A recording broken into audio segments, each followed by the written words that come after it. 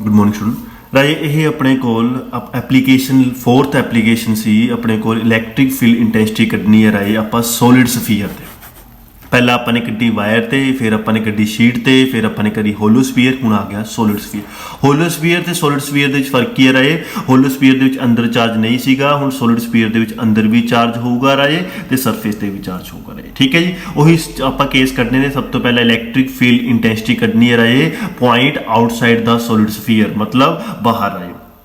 ठीक है जी पहला केस तो बाहर वाली है तो बाहर अपन एक पी पॉइंट ले लिया इन्हू कवर करने लिए आप गॉसियन सरफेस ले लिया राजे आ गॉसियन सरफेस है राजे ठीक है जी ताकि आप उरे गॉस थ्योरम ला सके राजे फिर आप एक कंसीडर किया उम्मीद स्मॉल एरिया एलीमेंट आ स्मॉल एरिया राजे एरिया वैक्टर कटांगे तो आप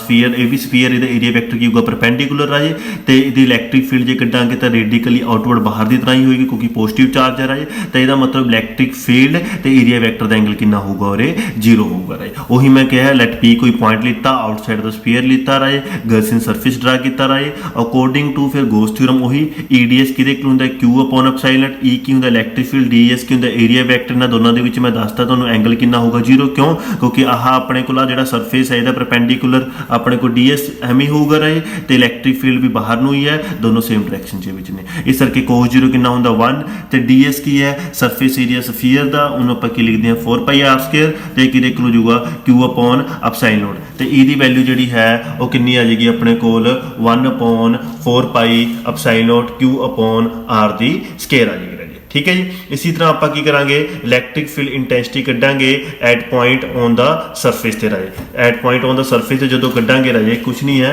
अपने को सेम होगा सरफेस का मतलब आ पी पॉइंट उरे आ जाऊगा राजे जो पी पॉइंट उरे आ जाऊगा राजे तो अपने को यह आर ते आर सेम हो जाऊगा बस तुसी आ आर की जगह की पुट कर दोगे कैपिटल आर पुट कर दोगे आह दूजा केस सीगा अपने को हुण आपां करते हैं राजे तीजा केस जिहड़ा तुहाडे लई नवां है electric field intensity at a point inside the sphere राजे ये देखो आपां होलो स्फीयर ਦੇ ਵਿੱਚ ਇਲੈਕਟ੍ਰਿਕ ਫੀਲਡ ਇੰਟੈਂਸਿਟੀ ਜਿਹੜੀ ਸੀ 0 ਸੀਗੀ ਕਿਉਂ ਕਿਉਂਕਿ ਅੰਦਰ ਉਹਦੇ ਚਾਰਜ ਨਹੀਂ ਸੀਗਾ ਰਹੇ ਤਾਂ ਹੁਣ ਕੀ ਆ ਮੰਨ ਲਓ ਮੈਂ ਆਹ सॉलिड स्फीयर है राजे ये उपर सरफेस से अपने को पॉजिटिव चार्ज पे है मैं इलैक्ट्रिक फील्ड इंटेंसिटी करनी है इनसाइड मान लो आ पॉइंट से करनी है आ पी पॉइंट कवर कर लिया आप गॉसियन सरफेस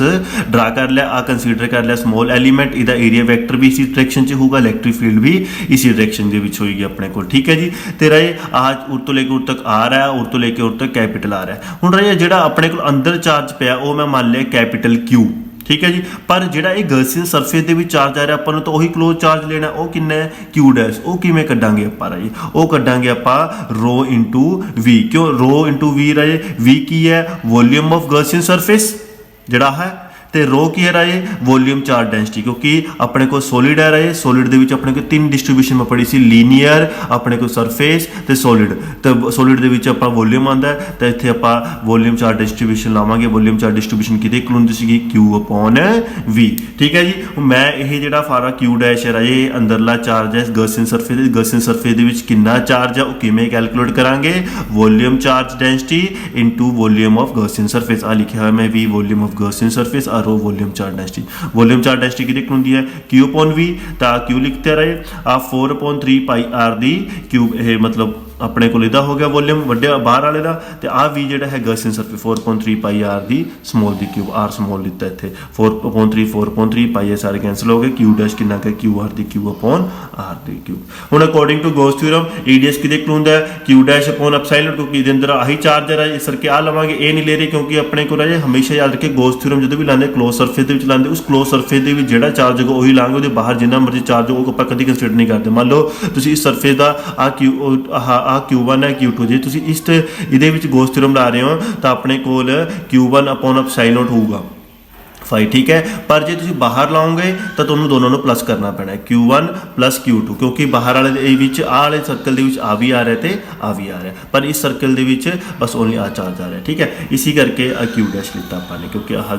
ठीक है तो क्यू डैश की वैल्यू आप पुट करती क्यू आर दी क्यू अपॉन आर दी क्यूब तो तुहानूं पता ई ते डी एस दे विच एंगल कितना है 0 cos 0 डी एस कितना है 4 पाई आर दी स्क्वायर तो और आप पुट करते रहे तो आह 4 पाई आर स्क्वायर नीचे आ गया फिर अपने कटिंग कराई कटिंग करा के राजे तुहाडे कोल ई बन गया 1/4 pi epsilon Q R upon R दी क्यूब तो रिलेशन है आर जिहड़ा है डायरैक्टली प्रोपोर्शनल है स्मॉल आर ठीक है ਨੈਕਸਟ ਆਂਦਾ ਹੈ ਸੈਂਟਰ ਤੇ, ਸੈਂਟਰ ਜਦੋਂ P ਪੁਆਇੰਟ ਲਾਉਂਗੇ ਰਾਜੇ ਤੇ Q 0 ਹੋ ਜਾਊਗਾ ਕਿਉਂਕਿ ਦੋਨੋਂ ਕੋਇਨਸਾਈਡ ਕਰ ਜਾਣਗੇ ਤੇ ਇੱਥੇ ਇਲੈਕਟ੍ਰਿਕ ਫੀਲਡ ਕੀ ਹੋ ਜਾਂਦੀ ਹੈ 0। ਹੁਣ ਇਹਨੂੰ ਆਪਾਂ ਡਾਇਗਰਾਮ ਦੀ ਫਾਰਮ 'ਚ ਰਿਪਰੈਜ਼ੈਂਟ ਕਰਦੇ ਹਾਂ ਰਾਜੇ। ਤਾਂ ਡਾਇਗਰਾਮ ਆ ਰਿਹਾ ਆਪਣੇ ਕੋਲ ਹੈ ਨਾ। ਸਭ ਤੋਂ ਪਹਿਲਾਂ ਆਪਾਂ ਕਰਦੇ ਇਨਸਾਈਡ ਦੇ ਵਿੱਚ ਦੇਖ ਰਹੇ ਹਾਂ E ਡਾਇਰੈਕਟਲੀ ਪ੍ਰੋਪੋਰਸ਼ਨਲ ਆ ਰਿਹਾ, ਤਾਂ ਡਾਇਰੈਕਟਲੀ ਪ੍ਰੋਪੋਰਸ਼ਨਲ ਆ ਰਿਹਾ ਤਾਂ ਉਦੋਂ ਤੱਕ ਜਾਂਦੇ ਜਾਂਦੇ ਉਹ ਇਨਕਰੀਜ਼ ਹੋਊਗਾ ਰਾਜੇ। ਉਸ ਤੋਂ ਬਾਅਦ ਜੋ ਸਰਫੇਸ ਤੋਂ ਬਾਹਰ ਆ ਰਹੇ ਹਾਂ ਤਾਂ ਆਪਾਂ ਨੂੰ ਪਤਾ ਹੈ ਆਊਟਸਾਈਡ ਦਾ ਸਫੀਅਰ 1/r² ਹੈ, ਇਸ ਤਰ੍ਹਾਂ ਆਪਣੇ ਕੋਲ ਰਿਲੀਜ਼ ਹੋਊਗਾ ਰਾਜੇ। ਠੀਕ ਹੈ ਜੀ, ਇਹ ਵੇਰੀਏਸ਼ਨ ਸੀਗੀ E ਤੇ R ਦੀ ਜਦੋਂ ਆਪਣੇ ਕੋਲ ਸੋਲਿਡ ਕੇਸ ਹੋਵੇ। ਓਕੇ, ਨੈਕਸਟ ਰਾਜੇ last article is the ਡਿਡਿਊਸ coulomb ਲਾ ਫਰੋਮ ਗੋਸ ਥਿਊਰਮ, ਕਿ ਕੂਲਮ ਲਾ ਬਣਾਓ ਗੋਸ ਥਿਊਰਮ ਤੋਂ। ਤਾਂ ਮੈਂ ਕੀ ਕੀਤਾ, ਦੋ ਚਾਰਜ ਲਿੱਤੇ Q1 ਇੱਕ Q2, ਇਹਨਾਂ ਦਾ ਡਿਸਟੈਂਸ ਕਿੰਨਾ ਰੱਖਿਆ r ਵੈਕਟਰ। ਇਹਨਾਂ ਨੂੰ ਕਲੋਜ਼ ਕਰਨ ਲਈ ਗਾਊਸੀਅਨ ਸਰਫੇਸ ਲੈ ਲਿਆ, ਆ ਗਾਊਸੀਅਨ ਸਰਫੇਸ ਹੈ ਤੁਹਾਡਾ। ਠੀਕ ਹੈ ਜੀ, ਆ ਤੁਹਾਡੇ ਕੋਲ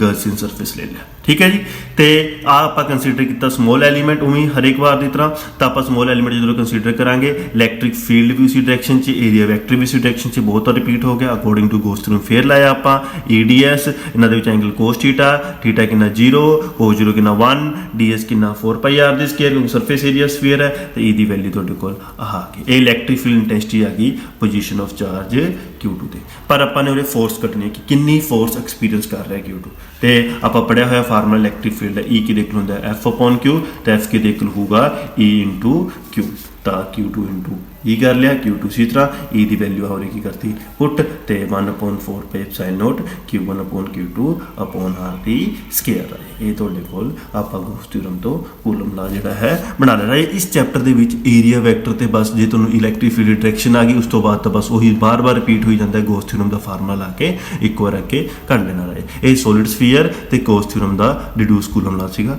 ਇਹ ਆਪਣੇ ਕੋਲ ਗੋਸ ਥਿਊਰਮ ਤੱਕ ਸਾਰਾ ਥਿਓਰੈਟੀਕਲ ਪਾਰਟ ਕੰਪਲੀਟ ਹੋ ਗਿਆ ਰਾਜੇ ਆਪਣਾ। ਹੁਣ ਆਪਾਂ ਅਗਰ ਨੈਕਸਟ ਟੌਪਿਕ ਤੋਂ ਨੂਮੈਰੀਕਲ ਸਟਾਰਟ ਕਰਾਂਗੇ, ਫਸਟ, ਸੈਕੰਡ ਤੇ ਥਰਡ ਦੇ ਰਾਜੇ। Okay, thank you.